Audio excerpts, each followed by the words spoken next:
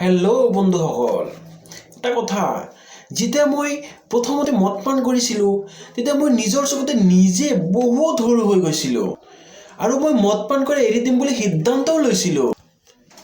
তেতিয়া মই দেশৰ সকলো দুখীয়া মানুহৰ কথা চিন্তা কৰিলোঁ।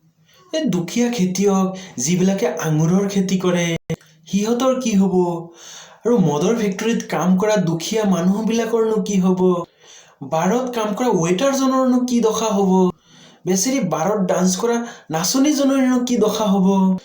নালা নৰ্দমাৰ পৰা যিবিলাকে বটল বুটলি ফুৰি কাবাৰীৱালাৰ তাত বিক্ৰী কৰে, সিহঁতৰনো কি দশা হ'ব? যিবিলাকে মদৰ ওপৰত ভিত্তি কৰি নিজৰ পেট পালন কৰে, কি হ'ব সিহঁতৰ? মদৰ বাকচ বহন কৰা ট্ৰাক ড্ৰাইভাৰৰ কথা আৰু তেওঁৰ ফেমিলিৰ কথা যেতিয়া চিন্তা কৰিলোঁ, তেতিয়া মোৰ চকুত পানী আহি গ'ল একেবাৰে। আৰু সকলোতকৈ ডাঙৰ কথা, মদৰ পৰা পোৱা টেক্সৰ পইচা দি দেশৰ বিকাশ। সেইকাৰণেইতো কোৱা হয় সবকা সাথ সবকা বিকাশ। নিজৰ নিজৰ বটল, নিজৰ নিজৰ গিলাচ। আৰু তেতিয়াৰ পৰাই মই সিদ্ধান্ত ল'লোঁ, আজিৰ পৰা মই প্ৰতিদিনেই মদ সেৱন কৰিম। নিজৰ কাৰণেতো সকলোৱে জীয়াই থাকে, মই দেশৰ বিকাশৰ কাৰণে আৰু দুখীয়া মানুহবিলাকৰ কাৰণে মই মদ সেৱন কৰিম।